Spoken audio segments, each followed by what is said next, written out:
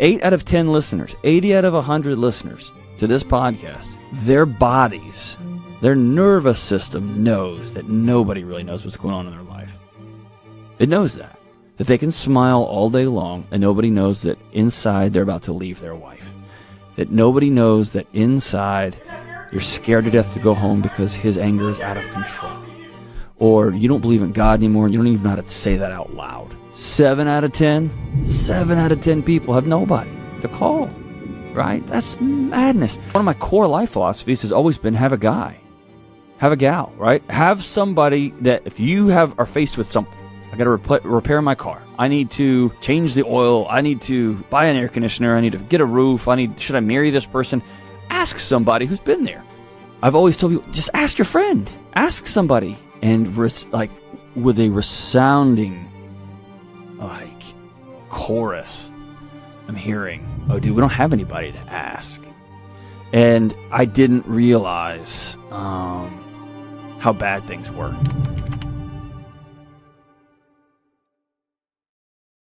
So when we had you on around a year and a half ago, we talked about a lot, but something that we didn't talk about is your story. And so how did you get into the field of mental health to begin with? That's a great question. I bet the seeds of that were planted with my dad's work as a homicide guy and then as a hostage negotiator. I remember he would tell stories about, hey, Dad, where were you last night? And the night before that? And he's like, well, I was sitting with this guy that was going to jump off a building.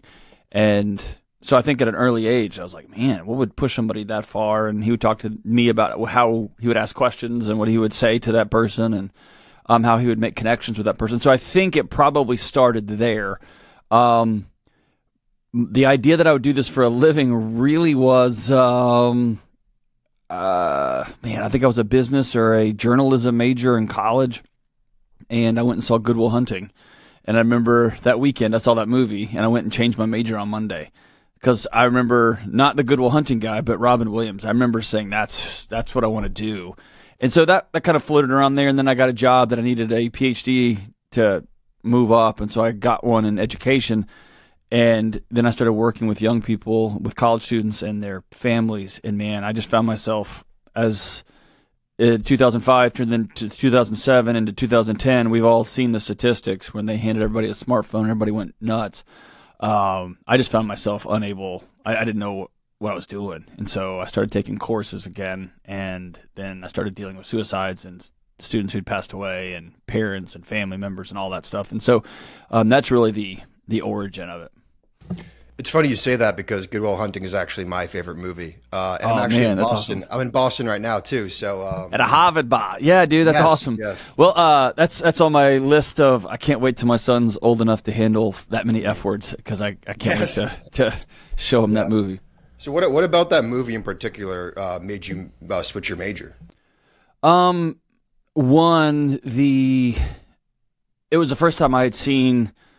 Again, it's a Hollywood fictionized version, but I saw my dad in that Robin Williams character as a guy who's very, very smart, who's chosen a job where he's not going to make a ton of money, and he's going to sit with people behind closed doors. And it wasn't until I took this job, I intentionally had no social media. I was very, very hard to get a hold of because I wanted to serve those who no one will work with or serve those who don't want anyone to know that they need some support. And so I would find myself at people's house at midnight, and I would leave at 2 a.m., and no one would know I was there as a coach, just sitting down and saying, all right, what's the next move? And so I liked that Robin Williams, like Will Hunting, didn't look up, open up Counseling 101 in a phone book. Somebody who knew somebody said, I got the right guy. And I liked that picture of I want to become so trustworthy that when someone says, I need some help, people go, I got a guy. What are some of the jobs that you worked before you started working at Ramsey? Man, my first job out of the gate was I've been mowing lawns and doing lawn work since I was 10 years old. And then my first real clock-in job was Burger King, and I crushed Burger King. Actually, I'll say this. Here's the important thing about Burger King. I remember learning at the age of 15 or 16, I think I was, maybe 16. It takes about 10 to 15 seconds to make somebody's day or ruin someone's day. And I had just several knucklehead buddies of ours, and we would talk about it. Like, man, all you got to do is like say hi, and like, how's it going? And people seem to snap out of some kind of like dead-eyed fog that they're in. Or somebody can walk in and you just say, hey, how's it going? Can I take your order? And they say, last time you screwed this up, so listen. And I'm in a bad mood all day because of that one moron, right? And I'm just a high school kid, but I remember learning the secret to human interaction is very quick, and it doesn't take a whole lot of effort to make somebody's day or to destroy it. And then I went to college, and then I was a Burger King manager for a season, which was amazing. Then I went to college, and then after college, dude, I've done everything from I was a ministry intern for a while. I was a high school teacher at a giant public high school. I did 1 year tour as a elementary school PE and teacher at a small private school, and then I got a job in higher ed and started as associate dean. And man, that was most of my career as a professor, dean of students. And you did a lot of crisis management, correct? Well, yeah, as a dean of students, like when something's on fire, someone's dying, someone's in the hospital, someone's got to call parents. You're the guy who gets that call, and that's your job is to manage that situation and to work through it and to take care of people and then to take care of the peripheral people. And obviously you don't do that in a vacuum. You do that with a team. But and also, yeah, when I was the dean of students at the law school there in Texas, I also was part of the crisis response, the victim services team there. And we had a patrol car, and we'd drive around and support the police officers doing their work in the middle of the night with hurting families. How did that experience of crisis management change you and maybe your perspective of the world? It healed me. And I was a really anxious guy, and I was struggling with my own anxiety. I was being buried by it, really, really buried by it. And there's something, and a lot of that anxiety, that future facing, that future focus, that future obsessed self is about what's going to happen, what's going to happen, what's going to happen. And man, then you sit there hugging a woman at 2 a.m. and her 5-year-old kid is dead in the next room, and it puts a lot into perspective. And you do that over and over and over and over again. And it really released the bell's is coming for all of us, right? None of us get out of this thing alive. The second thing is you never know when it's coming. And it really released, it was a freeing act. Dude, it just takes one kid texting that veers over into the lane and the whole thing's over, right? And we take that so for granted. And so it really shifted my bell curve from one of trying to control everything in the future that could ever happen, ever, which is anxiety, to letting it all go. Like, man, I can control like 2 or 3 things, and that's it. That's it. And I found some comfort there. And the other thing is you can't show up to those, you can't bring chaotic energy into a chaotic mess. You have to bring peace. And the only way I could do that was to heal my own, nuclear reactor that was in my chest all day long. Because I can't show up to a hurting mom or to a hurting husband or hurting parents if I'm a chaotic mess. And so it in many ways, it healed me. It's interesting. It actually shifted my bell curve towards compassion more than it did. I know some people do it and it really hardens them. It didn't for me. It did the opposite, because every time I would show up to a situation, there was 5, 10, 15, 20 people there. Not every time, but often in there in support of whoever we were taking care of. And so it was pretty neat to see how communities would rally around each other, family members, church members would show up. And even if it was just me and 3 police officers and the medical examiner and an EMS team, you look around and there's 10 people caring for this one family. And I found that really counter to this idea that we're all, humans are terrible creatures and selfish. Man, I saw a lot of selfless police officers and EMS folks putting their lives out there. What'd you notice about how people react differently to crises? Because I feel like it's not just one reaction. I feel like people can react differently to a crisis situation. Oh man, man, it's a great question, and I wish I had some data on it. I don't. I just, my experience is it's pretty binary. Something goes down, and and I say goes down. You walk into a room, and someone says, "Hey, there's a 17-year-old male, and he's 1087, which means he's died. He's in that next room over there." And I need you to go in there and get X, Y, and Z and then come on out because his mom's about to get here and I need you to be with me when we tell mom. You go in that room and you see a 17-year-old boy who's passed away or 17-year-old girl who's passed away. And some people lean into that, and some people shriek, like their body says, get out of here now, right? And it's a visceral, can't really control it kind of thing. And so that was tended to be the either or. And that didn't mean you weren't good at crisis response. One of my partners that was my ride or die, dude, she was amazing. Still friends to this day. She would say, I don't do bodies. I won't go, I can't see that in my head. But man, she was amazing at talking to and handling the families when they would come in and show up, or the husbands or the wives or the kids whose mom had passed away. She was amazing with them. She just said, I can't see that stuff. And so that would be my job, to go see that stuff and report back. All right, here's what happened. Here's what that kid saw. And here's how we need to take care of that kid. So everybody's different.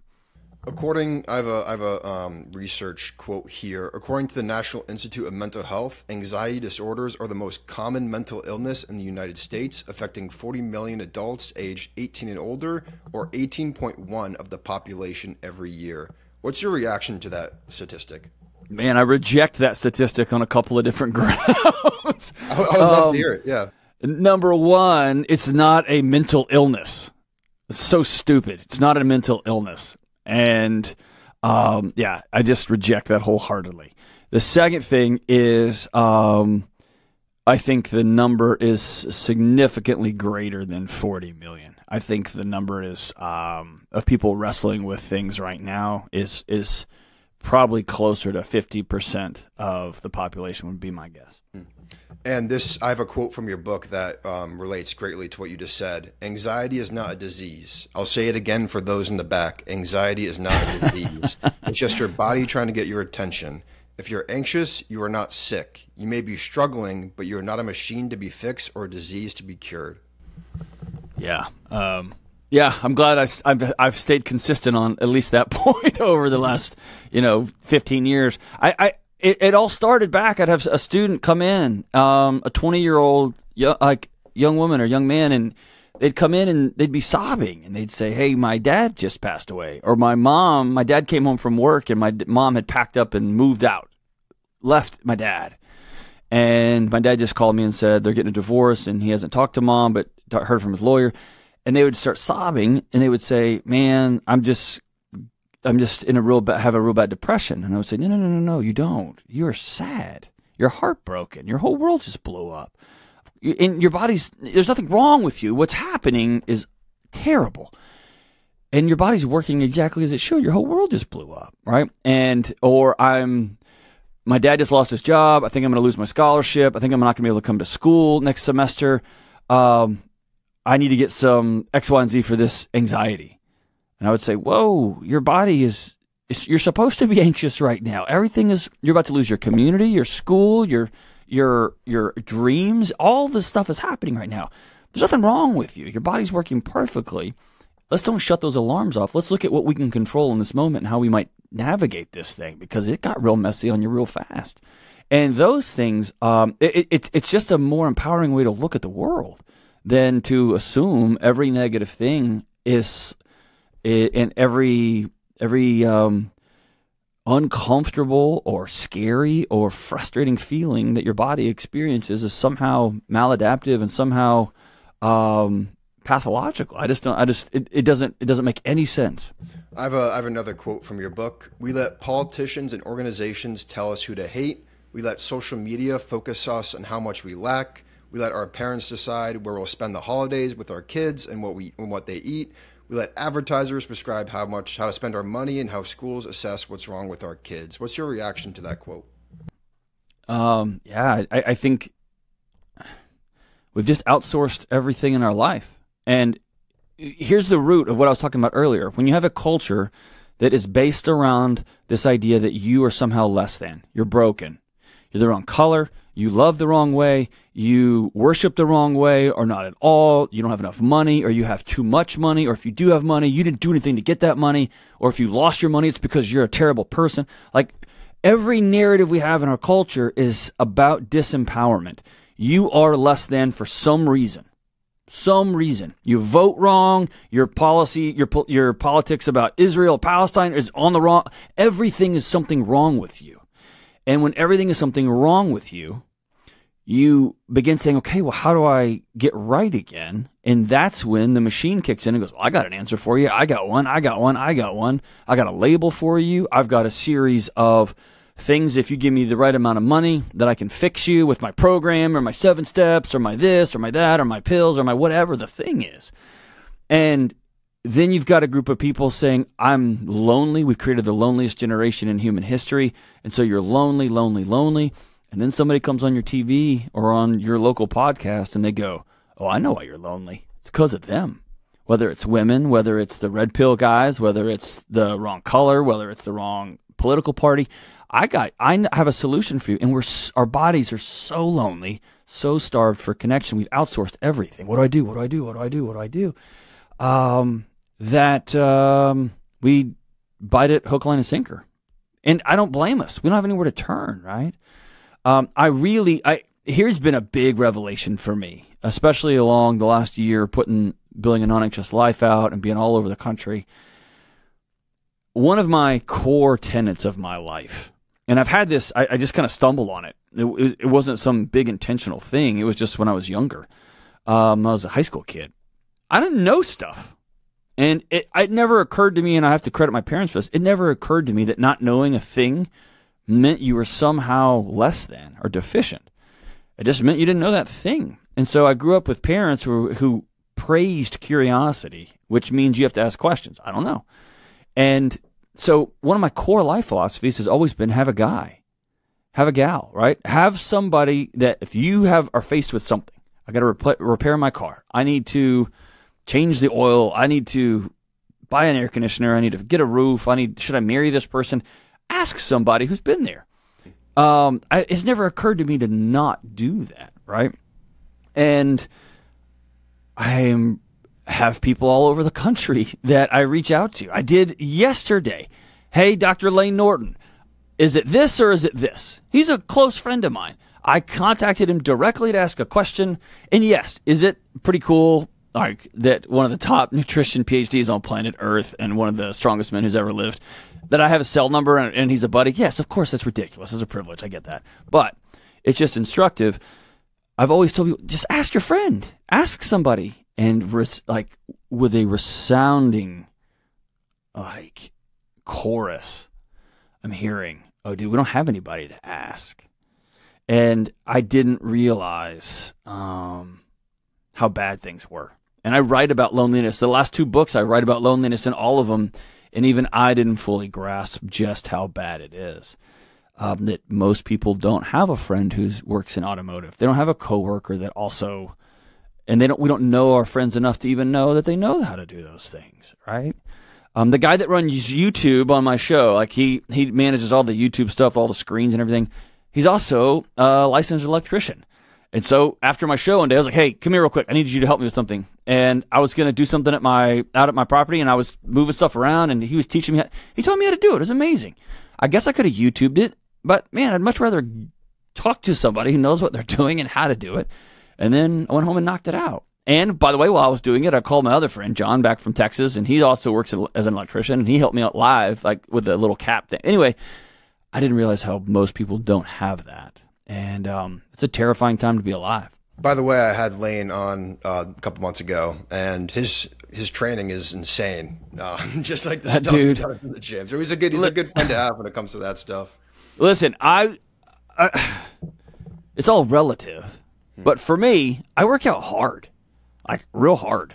Like I put the time in, and then he'll send me a picture of his watch about his, like, how much calories he burned, and I'm like, what are you doing in there other than just setting yourself on fire? I don't know how that dude trains like that. He's a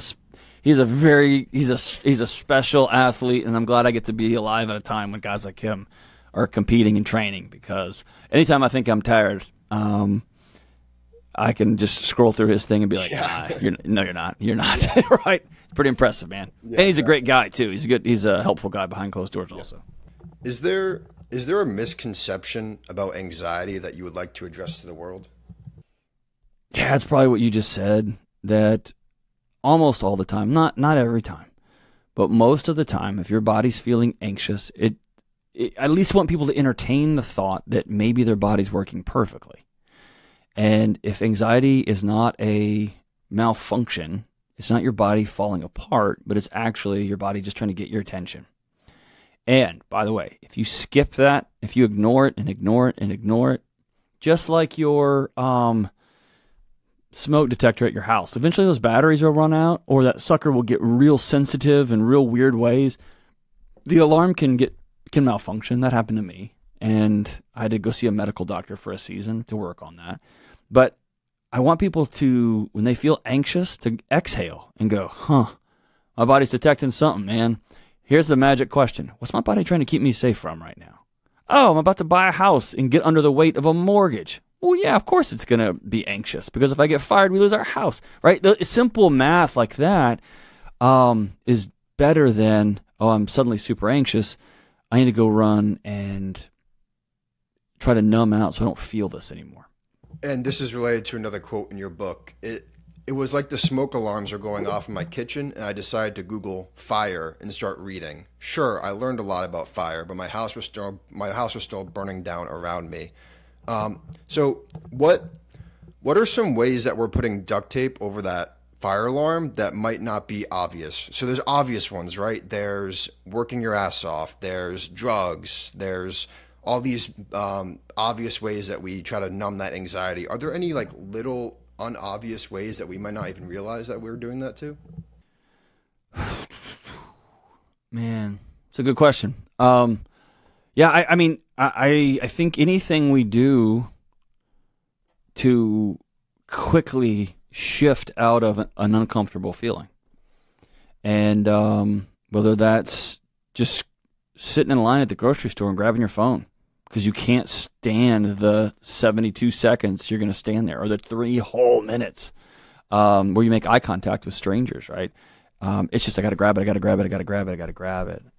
If you have to check your stock portfolio every 3.5 seconds, number one, the data is so clear, you can't win that game. You will lose that game, period.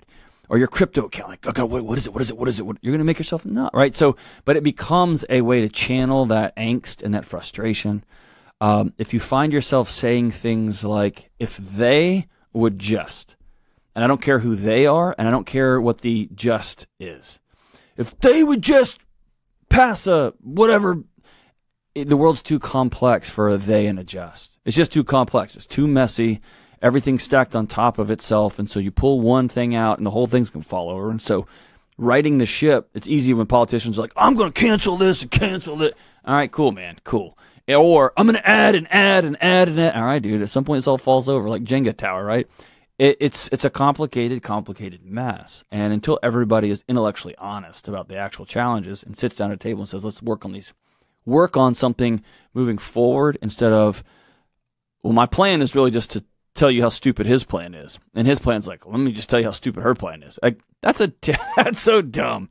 That's like Lane being at Nationals and going up to the bar and being like, I'm not going to lift a bar, I'm just going to tell you how much stronger I am than that guy. And then that guy comes out and he's like, I'm not going to squat, I'm just going to tell you I'm so much stronger than. And you're like, what, are y'all going to do anything? Right? Are y'all going to lift at all? Are y'all trained at all for this? And so I think when you find yourself enraged, that's an unspoken addiction we don't talk about. Just that seething rage all the time, or that I can't wait to get home, cover up under a blanket, turn on a Netflix series, and just disappear. Or I cannot function in my home without some murder podcast in my ears 24/7, 365. Like, it's just, you can't be with yourself. That's the old ancient line, but you just can't be alone with yourself. You can't be present with other people. I mean, I could go on for days and days and days, but I think our bodies are ping-ponging all over the place trying to solve this chaos we've dropped them into. I had something interesting happen to me last week that I would love to get your thoughts on. So, do you know when you're at those like beginning stages of burnout, you can just feel it? So you can just tell, right? And so I decided to, part of what I do besides this podcast requires a lot of driving in the Boston area, which is in itself a part-time job. So what I do is have a book, I listen to an audiobook, or I listen to music, and I was just exhausted. And so what I decided to do, I was like, you know what, it was an hour drive. Why don't I just drive in silence? No lie, it felt like I took like a 2-hour nap. Atta boy, dude. Yeah. What's going on with that? Why is it that when I sat in an hour in silence, I was all of a sudden good for the rest of the day? Well, Michael Easter writes on this, and him and I have had some great conversations about this. Think about 200 years ago or 150 years ago, and then all of human history before that. A loud noise right by your ear would suggest that you're about to be eaten or something's about to fall on you, or a tribe is coming over the hill to kill you. Our bodies are not designed to just have noise pummeling into our ears 24/7, 365, and then you get these high-dollar stereo systems in our cars to make it sound like you're in your own private concert. And dude, I love a good sound system, man. I love it. And our bodies aren't designed to absorb all of that 24/7. I also think, going back to something you mentioned earlier, I think we have a great addiction we don't talk about is more data. We're so obsessed with more data and more data and more data that we've lost the ability to see trends. We're just more dataing ourselves right over a cliff. What do we do Q1? How do we do Q2? How do we do Q3? Well, how did we do the last 15 years? Because it looks like things aren't going so great, right? We don't look at that because everything's about the next quarter. Or if you want to start a podcast, instead of just getting out there and just like, screw it, I'm starting it. I want to have a cup of coffee. Let's reach out. Can I have a cup? You want to get together a cup of coffee? Hey, let's talk about this thing. I'm thinking about this idea. And we're just, like we talked about earlier, just outsourcing validation. Just go do the stupid thing. And so we can only handle so many books and so many podcasts. Our brains can't process that and internalize it. And it's very hard. We have a self-help ecosystem of which I'm a part of, so I'm talking to myself here. That's why I think in combination with the book is a show. It's so important. But we have told ourselves that learning is just about consuming information, and that's false. That's part of it. But you have to go do stuff. You have to go do different things so this stuff encodes itself in your body. And there's only so much intellectual we only have so much intellectual capacity without going to do the stuff. And I think we're just reading and listening and listening and reading and listening, and our brains just start to rattle. It's like driving it's like putting a jet engine inside of a Toyota Camry and just hitting the gas, man. That car wasn't designed to go that fast, and just the mirrors are starting to fall off. And so there's these moments when you just turn into silence and your body literally downshifts back 200 years and it goes, oh, thank God, right? And I wish people incorporated more of that into their lives. We think we just need another book and another book and another book. Or 55 books this year. Man, I would much rather see people do 55 hours of silence this year and see how that computes in their body. What's interesting is that when I was doing it, I wasn't getting bored. I wasn't. I didn't have the urge to turn on the music. Like, it's almost like I craved it in a way. I mean, there's no question about it. Your body just craves stillness. When people start a meditation practice, usually at the beginning, you get itchy and you like need to move. And man, my body now, if I take a week off or 2 weeks off and I get busy and I choose to exercise first instead of dude, it starts getting itchy for me just to go sit down and be still. And I get goosebumps every time I sit down and kind of settle into it. I don't know how to describe it. I'm doing it so long, but my body settles into like an old leather chair is what it feels like. And it just goes, now we're here. Now we're safe. Now we can recharge. It's like plugging the phone back in. Yeah, something, when I really thought about, examined it in myself, I kind of realized it's also almost an addiction to productivity. And where it's like, if I'm not being productive, sometimes you can have the tendency to feel guilty about it. And so that's another factor to it too. It's like this addiction to productivity. But we've told ourselves that productivity is found in doing. And if you've ever hung out with professional athletes, it's annoying how much they rest. Like you think like, hey, we're going to go do it. No, dude, they work really, really insanely hard for 2 hours. And then they rest. And then they work for another hour and a half. And then they rest because they know I got to protect this most important thing, which is my mind and my body. And man, somehow in the hustle culture, we have keep going, snap into a Slim Jim, go. Man, it's mad. It's madness, right? It's madness. It's also counterproductive. Oh, unquestionably. It's like skipping sleep to read one more book. All right, cool, man. You're burning the candle at the other end, man, and the light's going to go out either way. I have another quote from your book. Our brains are often chasing solutions to unsolvable problems, and when it can't solve them in the past, it casts them into some unknown future. In this way, we're wired to be rationally irrational and sensibly foolish. Our bodies are sprinting on a hamster wheel to nowhere. This is kind of similar to what we were just talking about. Yeah, so let's say you're when you were 12, you came home and your mom is crying on the couch. You say, "What's wrong, Mom?" She said, "Your dad and I are getting a divorce. Your dad just left." And as a 12-year-old, you've heard the word divorce at school, and you've heard it on maybe a couple of TV shows or something. And you know it's really bad, and you know your mom's crying. And you have that sick feeling in your gut.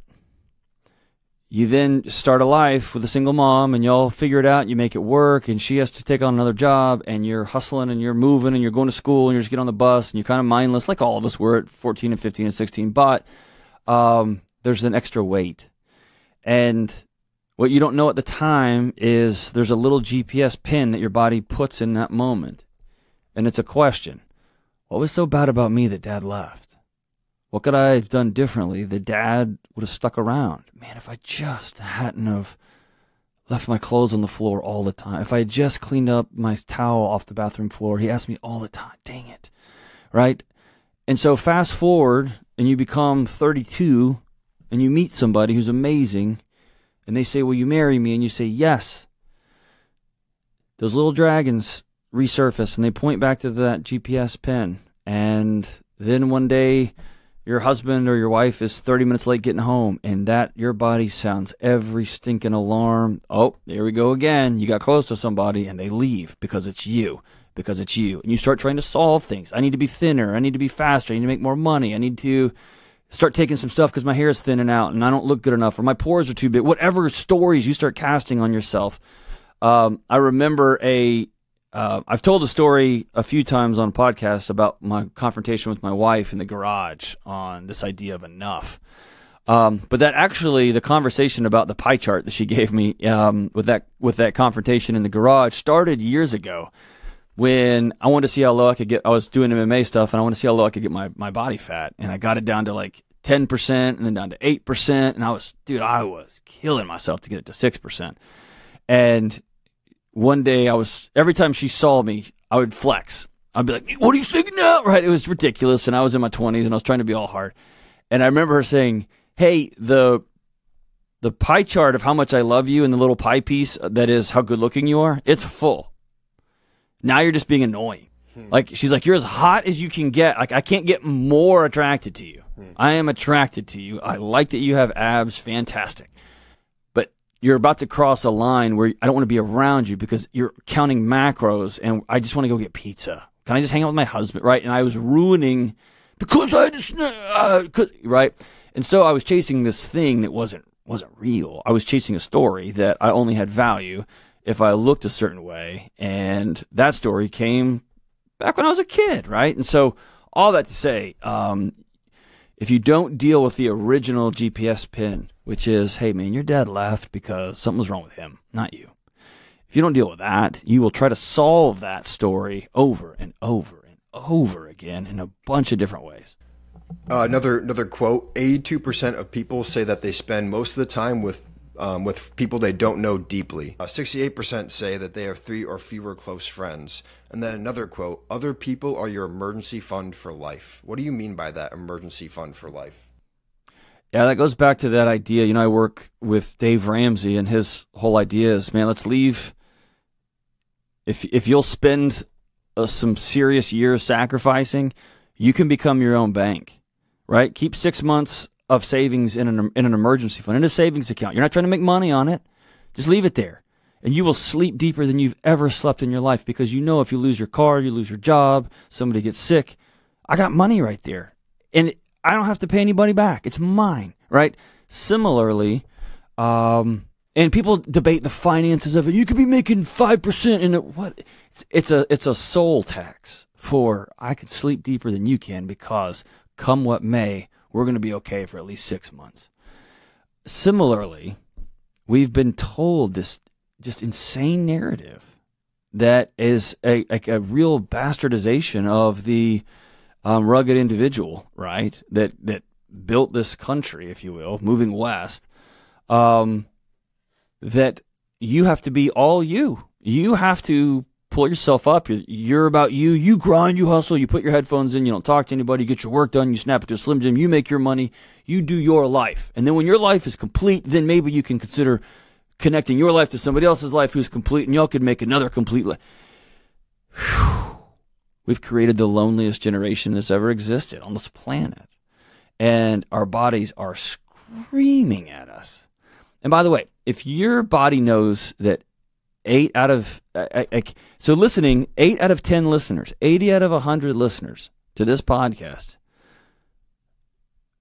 their bodies, their nervous system knows that nobody really knows what's going on in their life. It knows that they can smile all day long and nobody knows that inside they're about to leave their wife. That nobody knows that inside you're scared to death to go home because his anger is out of control. Or you don't believe in God anymore and you don't even know how to say that out loud, right? 8 out of 10 people reported back to us that nobody really knows, even their spouses don't really know what's going on in their heads. 7 out of 10 people have nobody to call, right? That's madness. Listen, your body would be failing you if it let you sleep all night knowing you're responsible for food, protection, taking care of the kids, making a living, making sure everything's maintained, the house, the cars. Your body would be failing you if it let you sleep because it's trying to not die, right? And what do? We can't sleep. We're all alone, and we go to the doctor, and the doctor writes us a script, and we just go unconscious instead of dealing with the fact that, hey, we got to get a community. So when I say friends are your emergency fund for life, when your nervous system knows, no, I got 5 different guys I can call in the middle of the night to come sit with my kids if I got to take my wife to the ER. I got 5 other amazing women in my life that I can call who will come hold my kids while I take my wife to the ER. Dude, then you're going to sleep deeper than you've ever slept because your body knows I'm part of a tribe, I'm part of a gang, and we together collectively are okay. When it comes to relationships, I feel like most people try to make everyone like them. And without trying to build those deep, meaningful connections. Yeah, don't do that. Yeah, exactly. That will, but so they try to get everyone to like them instead of doubling down on those deep, meaningful connections that will be their emergency fund, like you just said. And a turning point for me was when I realized that a problem I had was not that people didn't like me or love me. It was that I sucked at appreciating the people that already liked me and loved me. What are your thoughts about that? Yeah, that's pretty insightful, man. Yeah, I mean, I want people to like me like the next guy. And I wish it wasn't the case, but when somebody bombs me on social media, it hurts my feelings. So here's a good example. So they couldn't find Kate Middleton, right? She disappears. The Queen, or I don't know her official title. I don't know, but you're going to get enough hate mail just because I just said that. I don't know her title, but she's a queen of some sort. She's a royal family person. And they couldn't find her. And where I work, I'm surrounded by conspiracy theorists everywhere. Everyone I work with is a conspiracy. It's an amazing place to work because it's always like, man, isn't it beautiful outside? Oh, yeah, did you hear what they did with the sun? It's not even the sun. And you're like, all right, dude, what is that, right? No matter what. And I'm close buddies with Sean Ryan, who's got the Sean Ryan show, and he's always got these guys on there like, hey, you don't really, like, it's amazing. I love it all. I love all of it, right? But also, I'm not very much a conspiracy theory guy. I'm just kind of a straightforward, it just kind of is what it is guy. And so I posted on social media, I said, hey, it'd be hilarious if y'all took a really, and then the royal family or somebody released this poorly photoshopped picture and said, everything's good in the royal family. And the whole world was like, all right, now something looks like it's up because this doesn't even look real. So I said to the social media person who helps me post stuff on the account, hey, make a really bad photoshopped picture of Kate Middleton right at my desk where I'm doing my podcast. And then I can put out there, look, everybody, I found her. It's all good. Everybody chill out. I was not joking about Kate at all. I was making fun of my friends who are the conspiracy theorists. The very next day, she releases a public video that says, hey, I've been very sick with cancer, and I've been out of the public. I mean, it was a really, she's had a horrifying ordeal. And I looked like an idiot, right? I look like I'm making fun of this mom of 2 who's got cancer, who just wants to lay low, and it looks like I'm blowing this whole Dude, I got lit up like a Christmas tree from people I didn't know. And I didn't even know that I didn't know the joke, right? Like I didn't understand. I didn't know any of the stuff. But people, the amount of people who said, I've listened to every episode, 500 episodes, 1,500 calls. And I always thought you were compassionate and you cared about hurting people. Now the real you is out. 1,500 calls, not to mention all the times I've been on the Ramsey show. So probably 3,000 calls that people have heard me interact with other people. And they're like, nope, you did this one post. Oh, there he is. You're a terrible person. You scumbag piece of crap. Our family, we're burning your book, right? It was this whole thing, and it was again a perfect example of a friend of mine called who I love, and if he said, "Hey, I need you to take my kids for a year," I'd be like, "Send them over." He said, "Hey, dude, bad form, bro." Like he called, and he's like, "That was low, like bad form," and I explained it like, "Man, I was making a joke, but it wasn't it how anyway." And he didn't discount who I am. He knows me. And he didn't discount all this. And because we're close, I've given him permission to speak into my life and say, dude, right? Lane Norton did that for me. He called me about something in my first book. And he said, hey, I love you. Yes. Okay, you're wrong here. And I corrected it, right? Because he was right and I was wrong. I got some of the science wrong. And so I crave that from my friends. But this idea that you're going to go through life and do anything of meaning or make any sort of revelation or just have any sort of laughter or joy or fun, people are going to find ways to not like you. And I've defaulted to, was it Tom Mulholland? It's one of the Spider-Man actors. I don't keep up enough with Hollywood to find out, but I saw him in an interview and he said, if I say something out of line or I hurt somebody's feelings, please text me. And if you don't have my cell number, I probably don't care what you think, right? And I liked that lot. Like, man, my cell number's out there. A lot of people have it. And those folks who have it, they have permission to speak into my life to some degree here or there. So in your book, I found that you're very vulnerable about stuff that you struggled with in the way past, but then also stuff that you've struggled with in the past, like 3 to 5 years. What's something that right now you're still struggling with or still working on?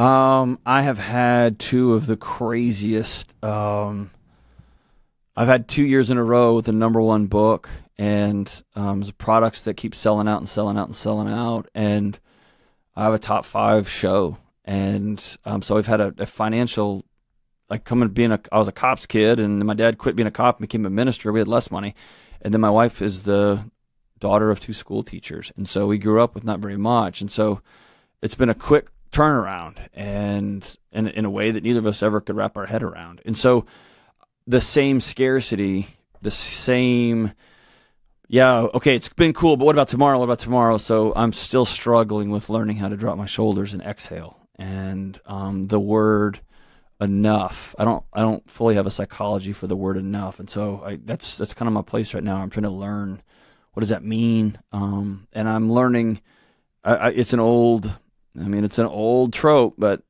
man, having money doesn't solve much of anything. It gives you a few opportunities and makes things more comfortable and make things a little bit faster. And if your dad hadn't called, he ain't going to call. And if your marriage was tough, it ain't going to get any better. And if your kids don't like you, they're really not going to like you. You go spend 90 hours a week making a bunch of money, they're really not going to like you. And so I know, and everybody listening goes, give me $1 million. I'm going to try. Right? I totally get that. But I am working on the psychology of enough. And that's tough for me. What do you think is the biggest misconception that young people have about being an adult? I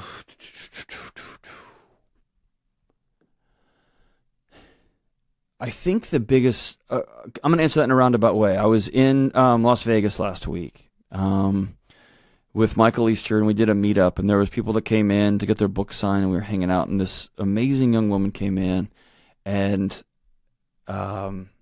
she said, I'm from Cuba. I've been here for however many years, for 2 decades, whatever. And I said, well, what brought you to Vegas? And she kind of laughed, but she goes, fleeing communism. And everyone at the table laughed, and I was like, that's one of the best answers I've ever got, right? But as we talked, we ended up kind of down a rabbit hole. There's a whole table of people talking. And I said, does it drive you crazy that there's a whole swath of our country that is rooting for the very thing you fled with the clothes on your back from, and who are chanting and hoping for things that if they were in those places where those things actually are, they would be either jailed or executed? And she got real sullen, and she said, if people had any idea what it's like being there, they would never. You would chant for change, not chant for that, right? And so that's a long answer to tell you, I think young people think if I could just have this all given to me, then everything would be okay. And I think we're learning the hard way, physiologically, psychologically, relationally, theologically, that you can't get stronger by going into the gym and taking all the weight off the bar. The only way you have a life worth living is to go through hard things and come out on the other side. I wish that was not the case. I don't like the design. If I ever get a face-to-face with God, I want to talk about the blueprint on that one, because it would have been cooler if more leather seats and more air conditioning was the path towards joy and happiness. But we've got that, and we're more miserable than ever.